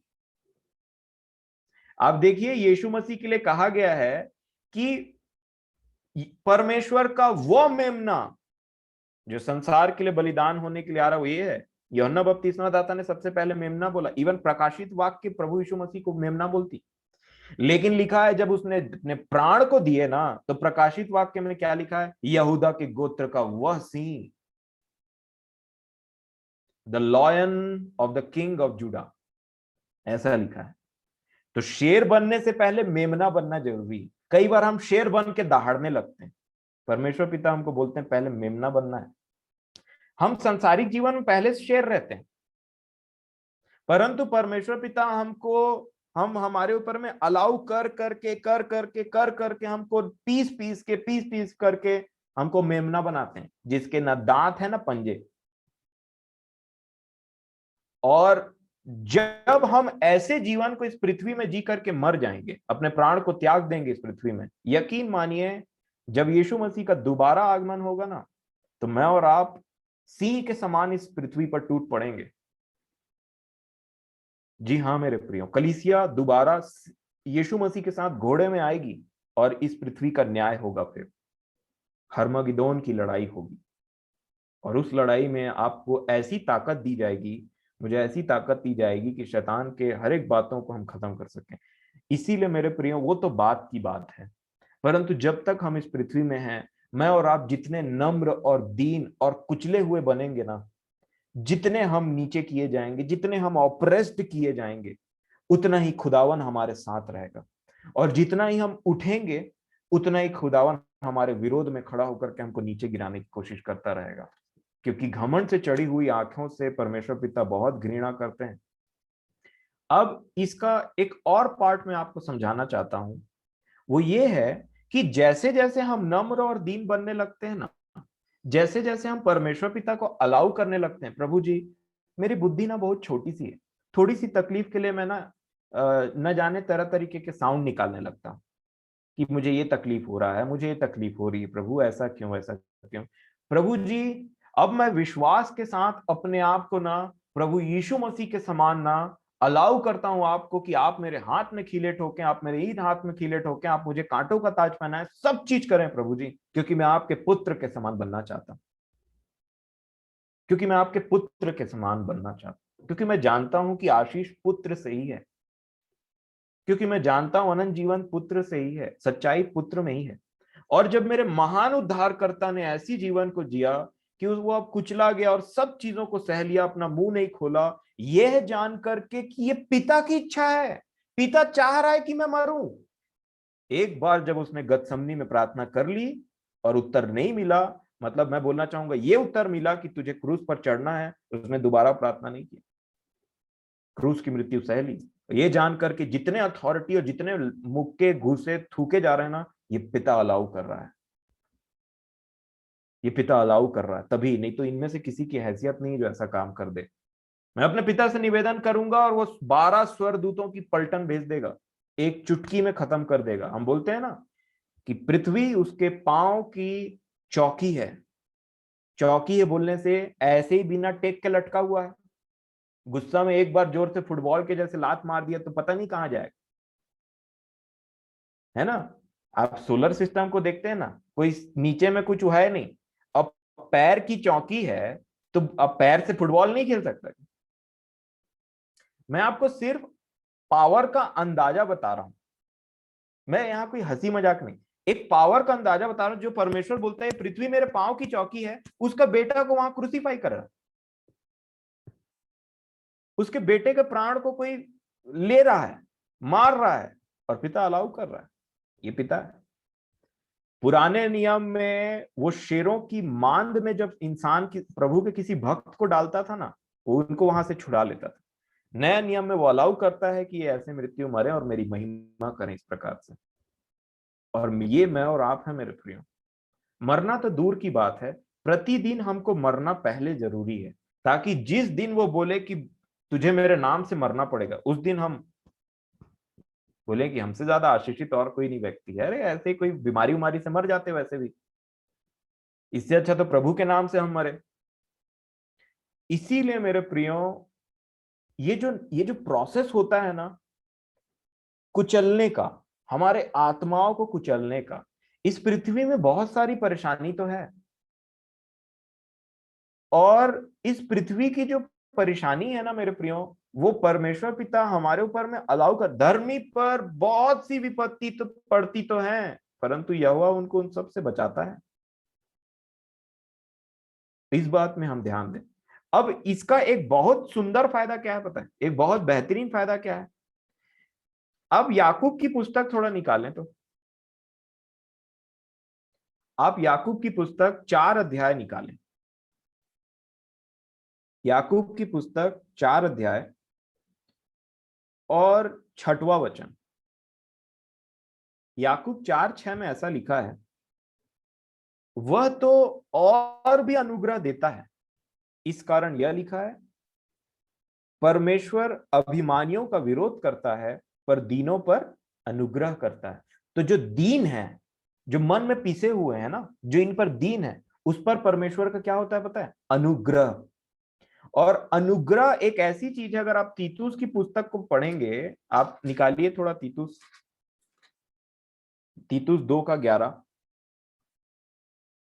एक दीन व्यक्ति प्रभु में अटल रहता है, उसके वचनों को उसको मानने में ज्यादा तकलीफ नहीं होती, क्योंकि परमेश्वर का अनुग्रह बहुतायत से उसको मिलता है। और जो मन में घमंडी है, जो टूटने नहीं दे रहा अपने आप को, वो कभी परमेश्वर पिता के वचन में नहीं चल सकता। 2:11 में ऐसा लिखा है तीतुस में, क्योंकि परमेश्वर का वह अनुग्रह प्रकट है जो सब मनुष्यों के उद्धार का कारण है। 12 में लिखा है, और हमें चेतावनी देता है कि हम अभक्ति और सांसारिक अभिलाषाओं से मन फेरकर इस युग में संयम और धर्म और भक्ति से जीवन बिताएं। ये है अनुग्रह जो आपके इस संसार से बीते दिनों हमने जो देखा ना, स्वर्गीय जीवन, वैश्या, ये वो, उन सारे चीजों से आपको निकलने में सहायता करता है अनुग्रह। तो अनुग्रह का कनेक्शन किससे है? मन की दीनता से। मन की दीनता का कनेक्शन किससे है? परमेश्वर पिता जब हम हमारे ऊपर अलाउ करते हैं कि इसको थोड़ा सा, अब हम मैं अपने पुत्र की समानता में बनाऊं, दीन बनाऊं इसको, तो भाई ये भी अलाउ करो, ये भी अलाउ करो, ये भी अलाउ करो, और तब हम टूटते हैं। और जब हम टूटते हैं तब हम क्या होते हैं? दीन बनते हैं। दाऊद के लिए क्या लिखा है कि जैसे ही वो वहां से निकला, अदुल्लाम की गुफा में गया, तो कौन कौन आए उनके सामने? उदास लोग आए, जो श्रेणी श्रेणी था, जिनके ऊपर डेट था, वो लोग आए, और जो बहुत ही मन में दुखी थी वो लोग आए। याद रखें मेरे प्रियो, जब हम खुद मन में टूटते हैं ना, परमेश्वर पिता हमको ऐसे लोगों से मिलाते हैं जिनको जरूरत है एनकरेजमेंट की। बाहर से एक व्यक्ति ना बहुत अच्छा दिखाई देता है, हंस भी देगा, खुश भी हो जाएगा, ताली भी बजा दे, पर अंदर जो मन में है ना, वो बहुत कम लोगों से वो शेयर कर पाता है, ये कर पाती। और परमेश्वर पिता ऐसे लोगों को जब मिलाते हैं ना, तो उनको लगता है हमारा भी कोई है, हमारे खुदावन ने हम इन लोगों को हमारे जीवन में मिलाया ताकि हम उनसे कुछ शेयर कर सकें और मन में थोड़ा एनकरेज हो सके। और जैसे ही देखिए कितना सिंपल सा फॉर्मूला है, हमको मसीही जीवन, क्या कहा यीशु मसीह ने? धन्य है वे जो मन के दीन है, क्योंकि स्वर्ग का राज उन्हीं का है। मन के जो दीन है उन पर अनुग्रह बहुत होता है, अभी हमने पढ़ा। और जिस पर अनुग्रह बहुत होता है वो संसार की सारी अभिलाषाओं को ना ऐसे करके ना बोलता है। और इसीलिए जितना हम टूटते चले जाते हैं, जितना हम बिखरते चले जाते हैं, जितना हम चुपचाप से सहते चले जाते हैं, ये बात जान करके कि ये सारी बातों को परमेश्वर ने अलाउ किया है और ये सारे खराब चीजों को वो भलाई में बदलना जानता है। तीसरी बात, वो हमारे लिए पृथ्वी पर जो ये लोग आशीष बोलते रहते हैं ना, हमने आशीष पाई, ये बना लिया, वो कर लिया, ये खरीद लिया, इतना बड़ा ये कर लिया, ये एजुकेशन प्राप्त कर लिया, प्रभु बोलते हैं ये मेरे नजर में आशीष नहीं, मैं इसको इससे बड़ा आशीष तुमको दिखाता हूं, वो है स्वर्ग का राज्य। तुमने देखा नहीं इसलिए ऐसी बातों पे मन लगाए रहते हो। और परमेश्वर हमको वहां लेकर के जाना चाहते हैं, तो इस पृथ्वी पे हमको तकलीफ होती। और जब वो दीनता आती है, अनुग्रह आता है, अनुग्रह के साथ में अभिलाषाओं को ना बोलने की सामर्थ आती है हमारे अंदर में। और ये है चेन जिसको प्रभु ने मुझे समझाया। धन्य है वे जो मन के दीन है, क्योंकि स्वर्ग का राज्य उन्हीं का है। जो मन के दीन है उन पर क्या आती है मेरे प्रियो? अनुग्रह होता है। और जिन पर अनुग्रह होता है वो संसारिक अभिलाषाओं से छूट जाते हैं, क्योंकि अनुग्रह बिना इन अभिलाषाओं से दूर भगना बहुत मुश्किल है। परंतु कई बार हमारे जीवन में उसको ऐसा नहीं बोलना चाहिए था यार, हमको मैंने क्या किया था उस विषय में। इन सारी बातों से हम छुटकारा पाए मेरे प्रिय, प्रभु से प्रार्थना करें, प्रभु आप कुचलिए ना हमें। नहीं चाहिए इस पृथ्वी में इज्जत, नहीं चाहिए इस पृथ्वी की शोहरत दौलत, कुछ नहीं चाहिए। आप मेरे साथ हो, इस बात का कंफर्मेशन मुझे हर दिन दीजिए, मैं सब चीजों में आशीषित हूं। मेरे प्रियो, जब परमेश्वर पिता हमको कुचले, जब परमेश्वर पिता हमारे ऊपर में अलाउ करे, हमको तोड़े, दीन बनाने की कोशिश करे, तब हमको चुपचाप से रह करके अपने परमेश्वर पर विश्वास रखना है। और मैं समझता हूं ये सबसे बड़े विश्वास है। इसीलिए कहा गया है यदि तू विपत्ति के दिन साहस छोड़ दे तो तेरी जो जो शक्ति है ना वो बहुत थोड़ी। और इसीलिए मैं समझता हूं अगर हमें अनुग्रह चाहिए मसीही जीवन जीने के लिए तो दीन बनना पड़ेगा। और अगर दीनता चाहिए तो परमेश्वर पिता को अलाउ करना पड़ेगा, वो हमको तोड़े, कुचले, लोगों से कुछ कुछ बातें बुलवाए हमारे विषय में जो सही नहीं है ना, हमको डांट लगाए, ताकि हम एक मुरझाए हुए फूल के समान में एकदम से सिकुड़ जाए और बोलें कि प्रभु अब तो हम धूल में अपने आप को देखते हैं, अब हमें हमारा कुछ नहीं बाकी रहा। तब परमेश्वर का अनुग्रह आता है हमारे ऊपर में। और इसीलिए यीशु मसीह के लिए लिखा है, मुझसे सीखो मैं मन में बड़ा दीन हूं। और मन की दीनता क्या होती है? जो परमेश्वर पिता कहे उसको मान लो। क्रूस उठाना है तो उठाना है, पत्थर को फेंकवाना है तो फेंकवाना है, धूल फेंकने के लिए अलाउ करना है तो अलाउ करना है, कोई कीचड़ फेंक रहा है तो अलाउ करना है, अलाउ करना है, कुछ कोई खराब बात बोल रहा है अलाउ करना है तो अलाउ करना है। वो हमें नम्र और दीन बनाएगा मेरे प्रियो, और अनुग्रह भरपूरी से आएगी, भरपूरी से आएगी। और हम मसीही जीवन में और बलवान बनते चले जाएंगे। ये परमेश्वर का प्रोसेस है। रही बात, समय हो गया क्या? समय है, ज्यादा नहीं। भय के विषय में एक बात बोलूंगा कि क्या कारण था कि राजा दाऊद जो भय भय रहित होकर के गोलियत के गर्दन को काट लाया, वो अब शाऊल से डर रहा है। क्या कारण है कि हम डर जाते हैं बहुत जल्दी? क्या कारण है कि हम भयभीत हो जाते हैं, चिंता करने लगते हैं बहुत सारी बातों के लिए, फ्यूचर के लिए, हेल्थ के लिए, इधर उधर के लिए? क्या कारण है कि जो भय हम में जगह पाता है? मैंने जो प्रभु प्रभु ने जो मुझे दिखाया, वही बड़े सिंपल शब्दों में आपके सामने में रखने की कोशिश करूंगा मैं। आप मेरे साथ में पहला शमूएल निकालिए। तो पहला शमूएल, और जैसा हमने पढ़ा ना कि 21 वचन, पहला शमूएल 21 अध्याय और 12 वचन में राजा दाऊद कब डरे और कब निर्भय हुए, है ना? इसी से हम सीख सकते हैं। देखिए, अपने प्रैक्टिकल एक्सपीरियंस के बिना कोई कुछ सीख नहीं सकता। इसीलिए जब आपको डर लगता है तो चुपचाप से बोल दीजिए प्रभु को, प्रभु मुझे डर लगता है, मुझे सिखाएं कि मैं इस डर के ऊपर में कब्जा कैसे करूं, है ना? दाऊद ने 34:4 में क्या कहा कि जब मुझे डर लगा और मैंने अपने पूरे मन से यहोवा को खोजा, उसने मुझे सारे डर से निर्भय करा, सारे चीजों से निर्भय किया मुझे। तो निर्भय होने के लिए डर को जानना तो पड़ेगा ना, होता क्या है। अगर कोई व्यक्ति बोलता है कि मैं नहीं डरता हूं बिना इससे पहले डरे, हर व्यक्ति जो बोलता है मैं नहीं डरता हूं, वो एक टाइम में डरा है और परमेश्वर ने कहा है मत डर, तब जाकर के उसने सीखा है उस चीज को। तो इसी प्रकार अगर आप पहला शमूएल 21 अध्याय और 12 वचन को देखेंगे तो क्या लिखा है? दाऊद ने ये बातें अपने मन में रखी। जब राजा दाऊद को बोला जा रहा था, जब वो आशीष का राजा था, उसको पता चल गया कि ये तो वही है, तो दाऊद डर गया बहुत ज्यादा। तो डरने का मेन कारण जो था, जो डर उसके अंदर में पनप रहा था और बढ़ रहा था और आगे बढ़ने की कोशिश कर रहा था, वहां पे ये क्या लिखा है? दाऊद ने ये बातें अपने मन में रखी और गत के राजा आकीश से अत्यंत डर गया। जब कोई हम अपने बातों, मान लीजिए कोई नेगेटिव चीज हमारे जीवन में आ रही है, मान लीजिए शैतान कुछ बोल रहा है या कोई ऐसी नेगेटिव बात, है ना? देखिए, नेगेटिव बात को मनुष्य लोग ना बहुत जल्दी ग्रास्प करते हैं, परंतु प्रभु के लोग उसको डिनाई करते हैं। कई बार ऐसा होता है कि हमारे कोई प्रिय हैं, कहीं से आते रहते हैं और थोड़ा लेट लगता है, तो दिमाग में तुरंत क्या आता है? एक्सीडेंट तो नहीं हो गया कहीं, है ना?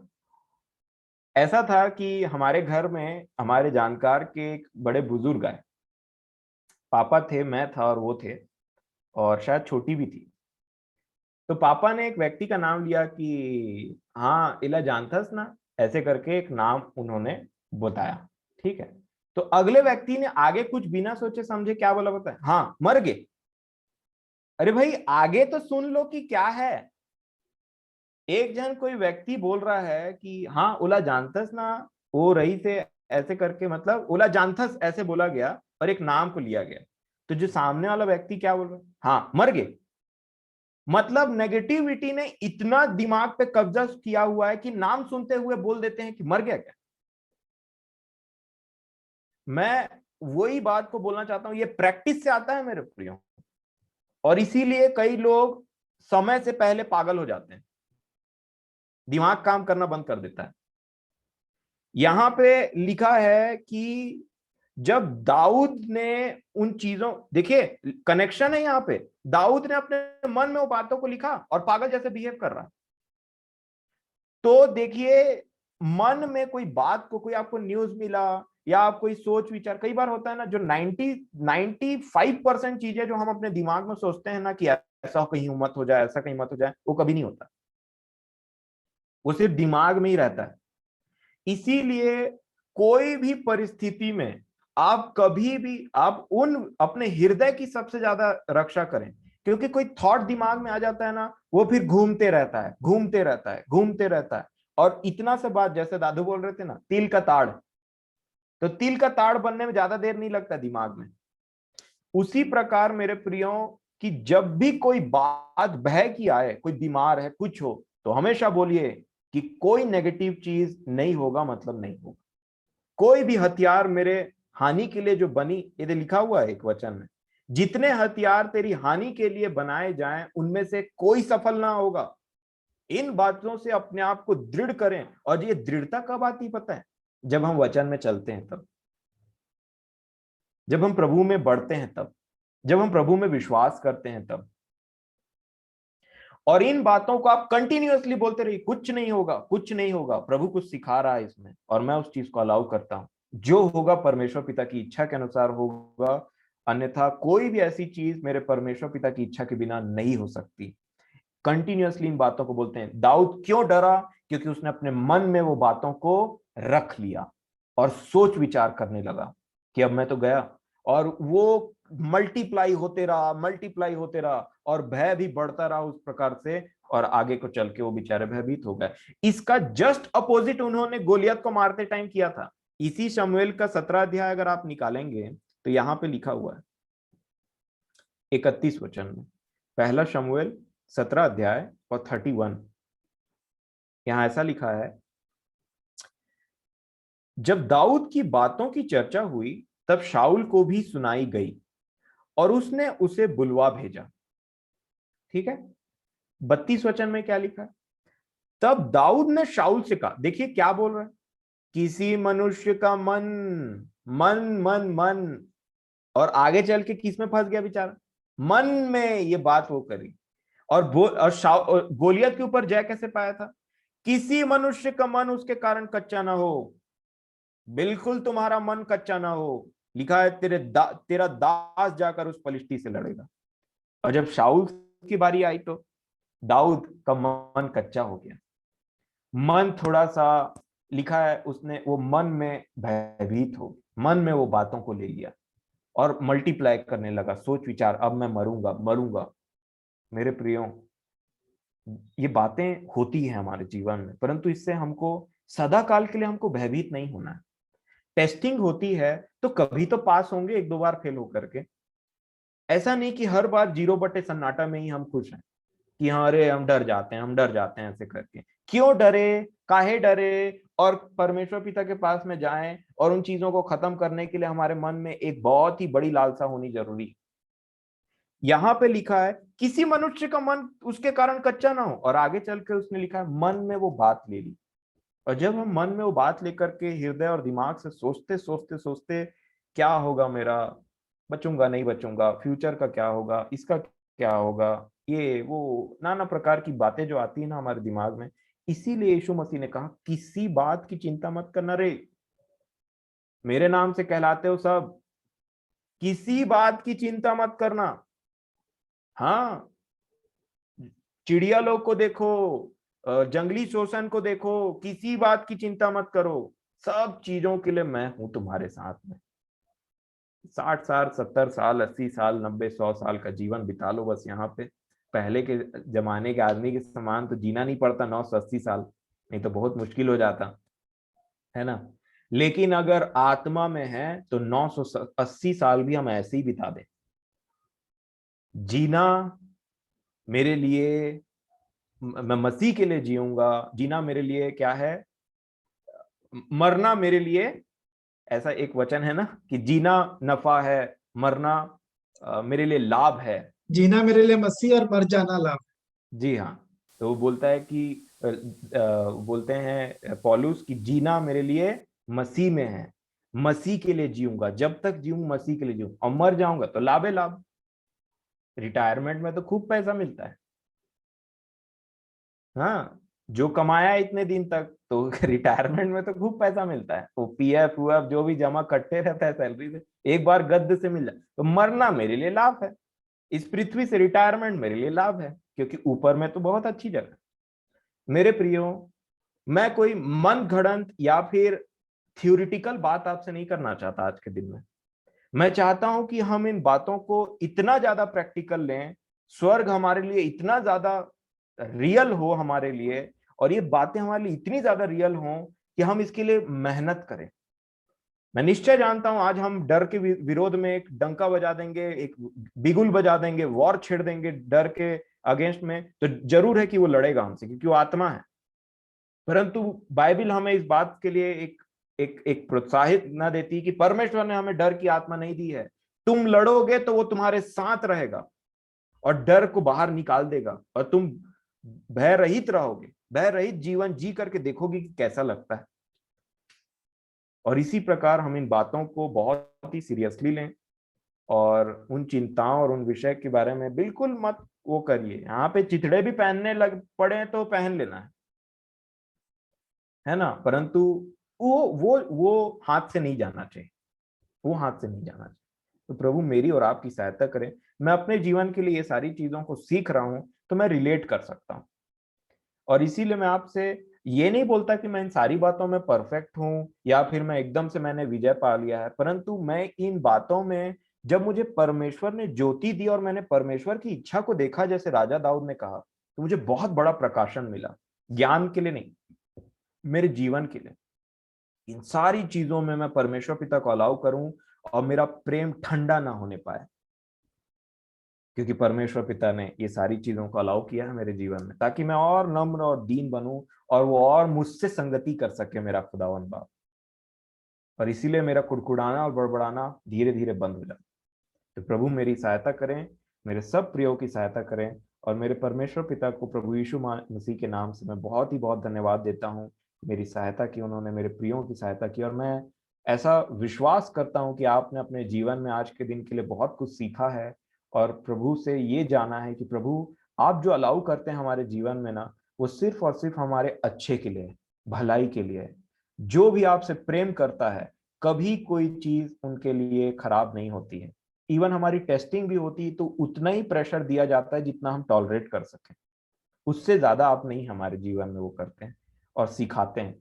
तो इन बातों से हम सबको बहुत ही, मतलब मैं समझता हूँ हमने बहुत कुछ सीखा हो। आइए हम प्रार्थना करें और परमेश्वर पिता से धन्यवाद करें इन विषयों के लिए।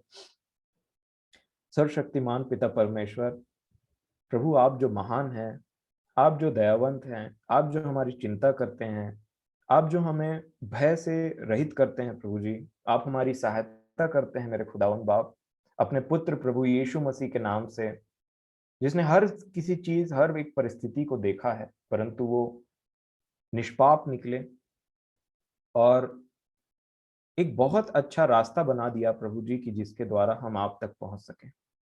खुदावंद बाप, इस रास्ते में हमें बहुत तकलीफ होती तो है, परंतु धन्य है आप, और धन्य है आपके पुत्र और आपकी आत्मा, जो हर समय ऐसे हमारे साथ में रहती है कि मानो हमें दिखाई तो नहीं देती, परंतु हम अपनी आत्मा में आपको जरूर महसूस करते हैं, और आप हमारे अंदर में रहते हैं। खुदावन बाप, मैं आपका लाखों लाख धन्यवाद देता हूं कि आपने आज हमारे बीच में ऐसे वचनों को रखा, हमें धाड़स दिया प्रभु जी कि आप हमें दीन बनाना चाहते हैं। आप हमारे ऊपर में कोई चीजों को अलाउ करते हैं मेरे खुदावन बाप, ताकि हम इस संसार के साथ में दोषी न ठहरे, परंतु आपको एक अच्छा पिता समझ करके ये वचन को जाने प्रभु जी, कि कभी भी हम आपकी ताड़नाओं को, कभी भी जब आप हमसे कड़ाई से बिहेव करते हैं, तो हम इसको हल्की बात ना जाने। खुदावन बाप, ये कदापि हल्की बात नहीं है, परंतु मेरे लिए और मेरे परिवार वालों के लिए ये बातें प्रभु जी जीवन की सबसे बड़ी आशीषों में से एक है, कि मेरा पिता मेरे ऊपर में कुछ काम कर रहा है। प्रभु जी धन्य है आप महान है खुदावन बाप, जो प्रभु जी इन बातों को तो हमने कभी प्रार्थना में आपसे मांगा भी नहीं, हम जानते भी नहीं है कि हमारी जरूरतें हैं ये सब, परंतु आप जानते हैं, क्योंकि आप चाहते नहीं हैं कि हम संसार के साथ दोषी ठहरें, हम यही रुक जाएं। आप कदापि नहीं चाहते, परंतु आप चाहते हैं कि हम आपके पुत्र के द्वितीय आगमन के लिए तैयार पाए जाएं। प्रभु जी आपकी आत्मा हमारी सहायता करे। आप जानते हैं खुदावन बाप कि जितना हम नम्र और दीन बनेंगे, उतना ही आपका अनुग्रह हम पर होगा, और आप हम पर अनुग्रह करना चाहते हैं प्रभु यीशु मसीह के नाम से। प्रभु जी, शैतान भी जानता है कि जितना हम मन में घमंडी बनेंगे, उतना हम अनुग्रह से वंचित रह जाएंगे, परंतु प्रभु जी मैं आपको धन्य कहता हूं, आपको सराहता हूं मेरे खुदावन बाप, कि आप उसकी हर एक युक्तियों को अपने जूते के अंदर में रखते हैं प्रभु जी, और हमें अनुग्रह देने के लिए प्रभु जी आप कई बार हमारे जीवन में ऐसे कार्यों को करते हैं जो हमें नम्र और दीन बनाए, परंतु हम उन बातों को समझ नहीं पाते हैं प्रभु जी, और हम आपके विरोध में कई बार अपने मुंह को खोलते हैं। खुदावंद बाप, मैं आपसे निवेदन करता हूं कि आप हमारे जीव को, जो मनुष्यों में से किसी के बस की बात नहीं है, उसको कंट्रोल करें। हमारे जीव को, हमारे हृदय को हम आपको सौंपते हैं मेरे खुदावंद बाप, और आपसे विनती चाहते हैं कि आपकी योजना को हम बहुत ही स्पष्टता से समझ सकें, कि हमारे जीवन में कोई भी चीज हो या होती है तो हम उसमें प्रभु जी हम ये बात देख सके कि मेरा पिता जो कभी ना ऊँगता है न कभी सोता है, इन चीजों को आपने अलाउ किया है तो वो क्यों अलाउ किया है। और प्रभु जी हमारा संबंध जब तक आपसे स्पष्टता से रहेगा तब तक हम उस क्लैरिटी के साथ में, उस रिलेशनशिप में समझ पाएंगे कि आप हमारे जीवन में क्या कर रहे हैं। प्रभु जी ऐसी दया और तरस हम पर करें। प्रभु जी मैं प्रार्थना करता हूँ अपने उन परिवार के, उन फैमिली मेंबर्स के लिए प्रभु जी, जो जिनके जीवन में आप इस नम्रता और दीनता को सिखाने के लिए उस प्रोसेस को कर रहे हैं। प्रभु जी हमें ऐसा साहस दें, बल दें, शक्ति दें, सामर्थ दें प्रभु जी, कि जब आप हम पर काम करें तब हम बड़े आनंद के साथ में आपको धन्यवाद दे सकें, और हर एक परिस्थिति में जाने कि ये जो चीज हमारे ऊपर में आई है वो आप ही ने अथॉरिटी दी है किसी मनुष्य को, या किसी को ठहराया है हम पर कि जानबूझ करके वो ऐसा करे, और उसके द्वारा आप हमें दीन बनाएं ताकि हम स्वर्ग के राज्य के अधिकारी हो सकें। मेरे स्वर्गीय खुदावन बाप, आपके समान परमेश्वर और कोई नहीं है। हमने कई बार आपको गलत समझा, कई बार शैतान ने, हमारे विद्रोही ने बहुत बार हमारे मन में डाउट क्रिएट करने की कोशिश की, परंतु प्रभु जी आपने पहाड़ों को चीरा है हमारे पास आने के लिए। खुदावन बाप, हम भटके हुए भेड़ों को आपने सचमुच में प्रभु जी, हम कहीं भी क्यों ना चले जाएं आप वहां आते हैं, चाहे पहाड़ को लांघना क्यों ना पड़े, चाहे हर एक झूठ को चीरना क्यों ना पड़े, प्रभु जी आप हमारे सहायता के लिए हमेशा हमेशा एक अच्छे पिता के समान तैयार रहते हैं। आप नहीं चाहते कि हम में से कोई भी नाश हो खुदावन बाप। मैं गिड़गिड़ा करके आपसे प्रार्थना और विनती करता हूँ कि ये सिर्फ वचन हमारे लिए सुनने के ना रह जाए, चोरी ना हो जाए प्रभु जी। हम अपने आप को धोखा ना दें खुदावन बाप किसी भी बात से। आप जानते हैं कि हमारी निर्बलता कैसी कैसी है प्रभु जी, हम कितने निर्बल हैं प्रभु जी आपके सामने। आप जानते हैं कि हम किसी चीज के योग्य नहीं है खुदावन बाप, कि आप हमें बता भी दें कि तुम्हारे जीवन में ऐसा है, हम फिर भी उन चीजों के लिए बहुत ही अयोग्य और निर्बल पाए जाते हैं।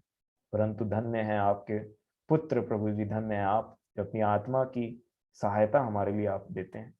मैं आपसे निवेदन करता हूँ कि हमें आत्मा में बलवान बनाए, ताकि हम इन सारी बातों को समझ सकें और आपको हर एक परिस्थिति में धन्यवाद दे सकें, और जान सकें कि आप हमारे पिता हैं और आप बहुत ही प्रेमी खुदावन बाप हैं, और जो करते हैं बहुत बुद्धिमानी के साथ सिस्टमैटिक वे में करते हैं प्रभु जी।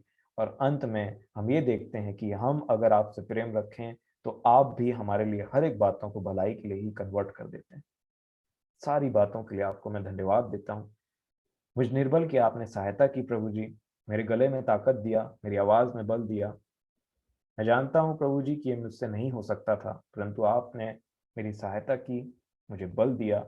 इसके लिए मैं आपके नाम का लाखों लाख धन्यवाद देता हूँ। आज मेरे प्रिय जितने भी कुछ निर्णय को ले रहे हैं, किन्हीं बातों को अपने जीवन, अपने हृदय में वो वचन गहराई से आप उतार रहे हैं प्रभु जी, उन सबों को आशीष दीजिए, उन सबों को अपनी आत्मा से परिपूर्ण करें प्रभु जी।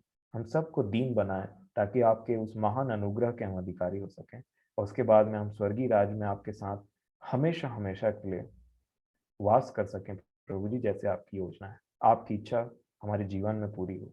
सारा आदर महिमा बड़े धन्यवाद के साथ में प्रभु यीशु मसीह के नाम से, हमारे राजा के नाम से, हमारे उद्धारकर्ता के नाम से, मेरे हमारे लिए अपने प्राण को देने देने वाले के नाम से, हमसे प्रेम करने वाले उस महान यीशु मसीह के नाम से मांगते हैं प्रभु जी, जो आपके प्रिय पुत्र हैं।